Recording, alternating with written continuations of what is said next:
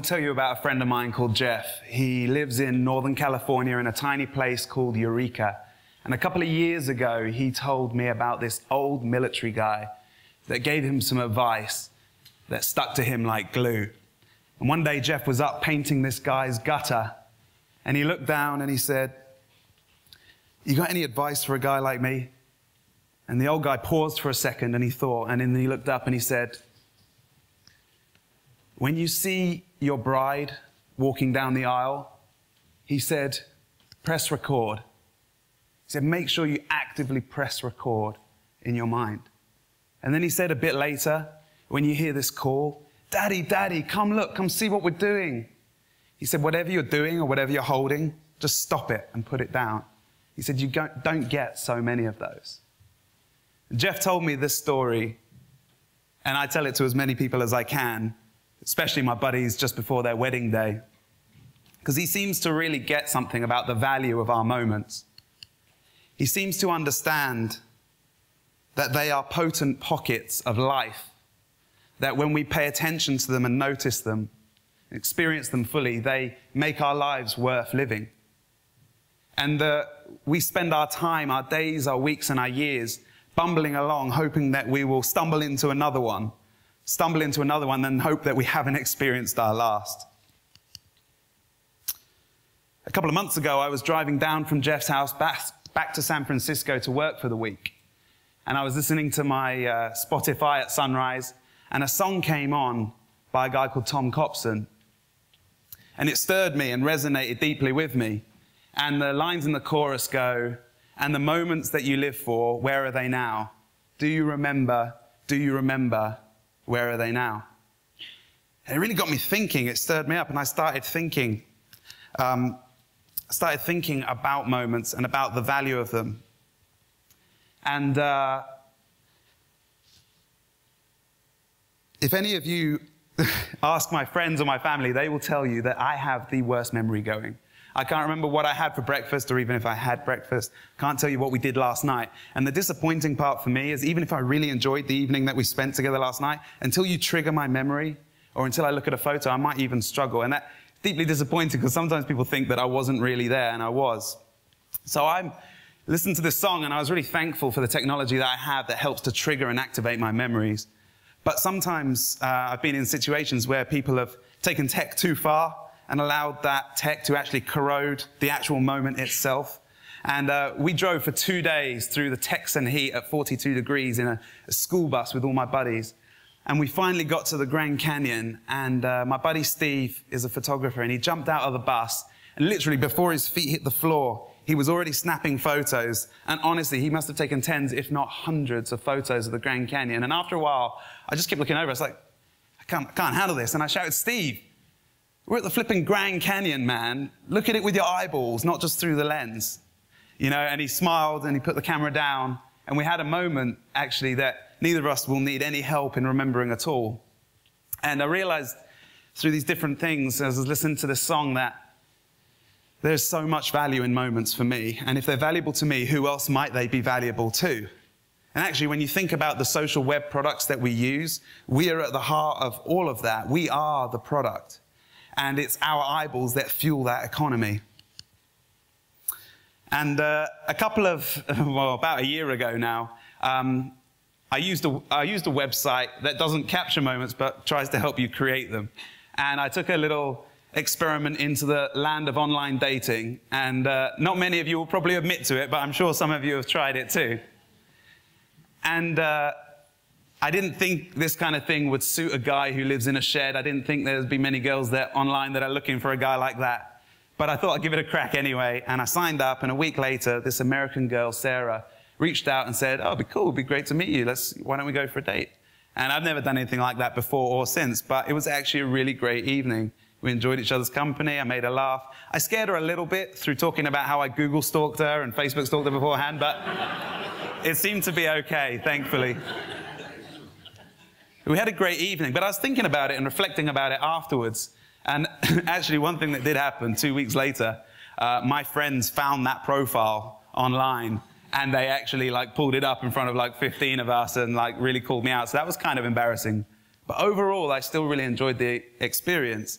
This site had successfully created a moment for me, but as a business, it completely failed to capture the value it had created because they wanted to charge me for something and at a time that I didn't want to pay. When I signed up to the site originally, they wanted to charge me £20 per month for the service. I really didn't think it was going to work for me at all, and I really didn't want to do that. So I used the super limited profile and just wrote in like the bit at the top that you can see, just get in contact if I seem interesting to you or whatever. And so I actually got the value that they created, but they didn't capture it as a business. And actually, it's a very simple thing in my mind. Nobody wants to be on a dating site. Everybody wants to be on a date. That's the value. The value is when two people agree to connect and take it further than the site can help. And actually, if they had built their economic model around that point of value, that is what I would have been willing to pay for. And if I had the chance to pay £5 or £10 once we had agreed to meet up just to unlock her mobile number so I could call her, then I would have been totally up for that. I say, once she had agreed, right? I'm not saying...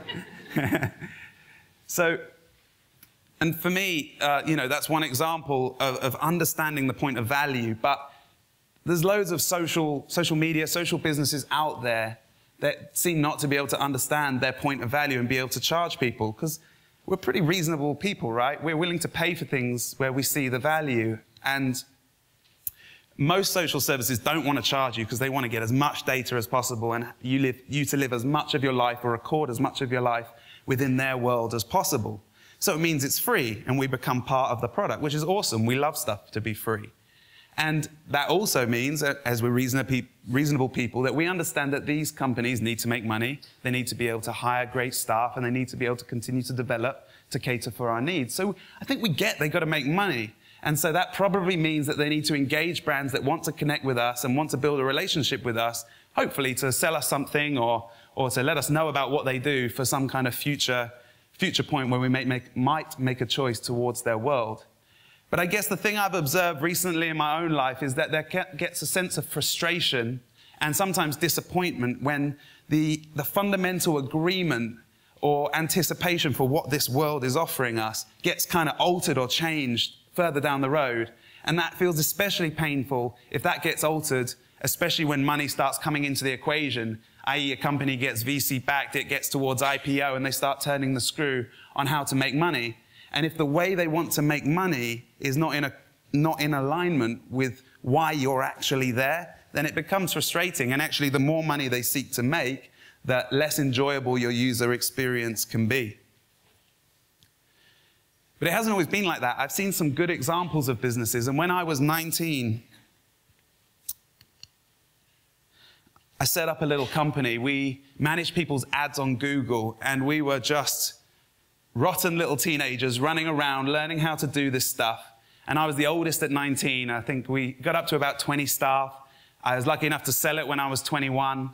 And it's up to about 250 staff now. And I took that business model. I went to South Africa and Brazil, places I knew nothing about, and tried to start companies out there with co-founders with different levels of success. We exited one and failed the other. But the point was, the reason this was possible was because the economic engine that underpins the primary product of Google, the search engine, is so ridiculously powerful, and they so accurately understand their point of value, which is that point at which they connect a business to a user, and more importantly, the timing of it is when that click goes through to the website, and they charge you for that and only for that, that it makes it such a powerful and clear engine. You can track your results. Fundamentally, you know what value you are receiving. And the really, really smart part about how they don't just create the value for you, but they capture absolutely all of it, is their auction model. So instead of them being the big bad company that dictate a really high price per click, they start it at an innocent 5 cents and let us compete over those words and inflate that price ourselves. And if it gets too high, we start dropping out and it deflates. But instead of just setting it at 5 pence per click, sometimes it increases up to 20 or 30 pounds per click, helping to contribute to Google's $300 billion valuation. And so, fast forward a couple years. After I exited, I spent a little bit of time, about 2 years, traveling with people that I felt might know some stuff about what would be good work for me to do. And about 3 years ago, I got into mobile and social payments.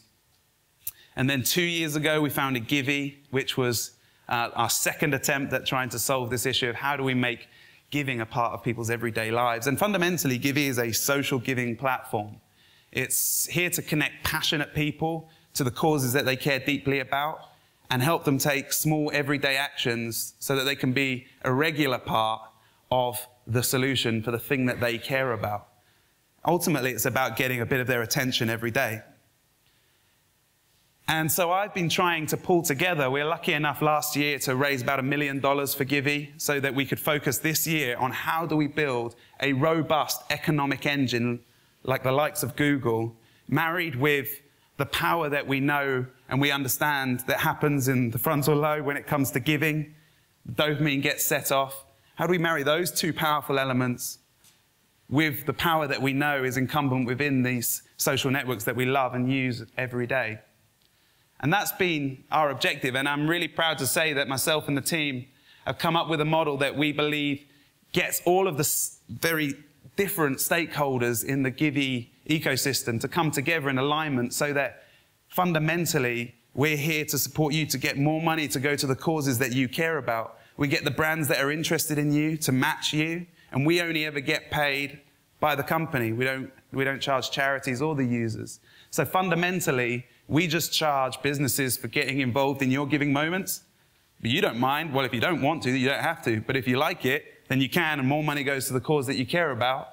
But fundamentally, we got all of the stakeholders coming together in alignment so that there isn't this kind of idea that more we monetize, the less enjoyable experience we have. We're hoping that we found a way to make it so that when you give, brands engage, and you love it because more money goes to the cause that you care about. And hopefully it's simple enough that it can be transparent and people can understand it. And fundamentally, these data platforms, in order to be empowering, need to be simple for people to get what's going on with their deep data, with their important financial transactions. And it's been a privilege to start working on that project. But the idea of social value or value being in moments is nothing new. And as Ralph Eduardo Emerson tells us, guard your spare moments. They are like uncut diamonds. Discard them and their value will never be known. Improve them and they will become the brightest gems in a useful future. So there's always been value in moments. We know that. We experience them every day and love them. But the difference is now, if we get involved in this free social web business world, then whether we're a creator or a consumer, we're a part of that ecosystem, that ecology. We are in the business of moments. And the issue really is, who do we want to share those moments with? And how do we want to be treated in those moments? And I don't think fundamentally you can create moments or produce them on a factory line, but you can create space for moments to occur. And I would like to invite you into a space that resonated with me deeply when I was driving in my car back down to San Francisco, and see if it resonates with you in a similar way to how it did with me. And if you do get value out of this space, then you've got a few options with it, right? You can kind of ignore it and carry on typing away on your phone or on your emails or whatever. You can be reminded of a special moment you shared with a loved one and send them a little text quickly and tell them that you're thinking of them. You can get some content, some guys are, grab it, share it on Facebook or Twitter, and share that value with your wider world and with the platforms through which you're uploading the content, feeding their economy of eyeballs. Or you could shut your eyes altogether. Maybe look a bit silly, but you could shut your eyes altogether and try and absorb every inch of value in this space for yourself right now. But it's your moment, so you get to do with it what you want. That's the cool thing. I just wanted to let you know that everybody else values your moment so deeply. You better flipping well value it yourself too.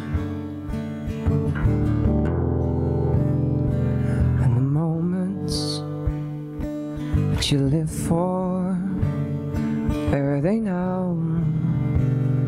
Where are they now? Who can remember? Do you remember? Where are they now? Where are they?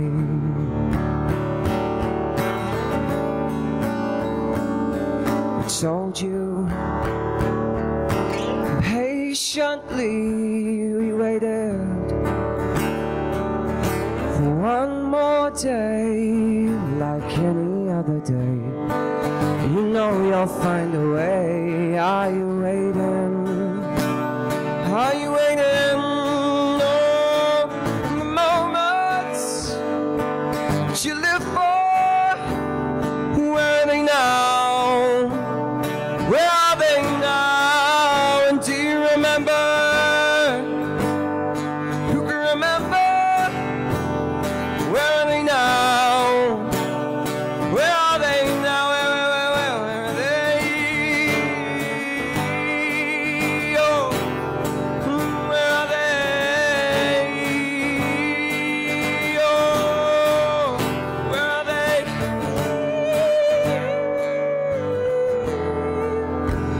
Where are the moments, these moments we live for, these moments we sacrifice everything for? And the moments that you live for, where are they now? Where are they now? And do you remember? Who can remember? Where are they now? Where are they now? Where are they?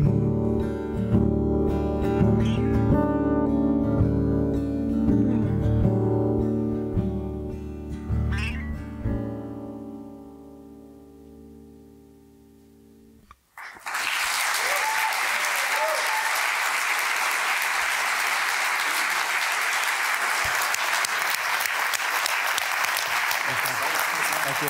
Thanks, Tom. Cheers.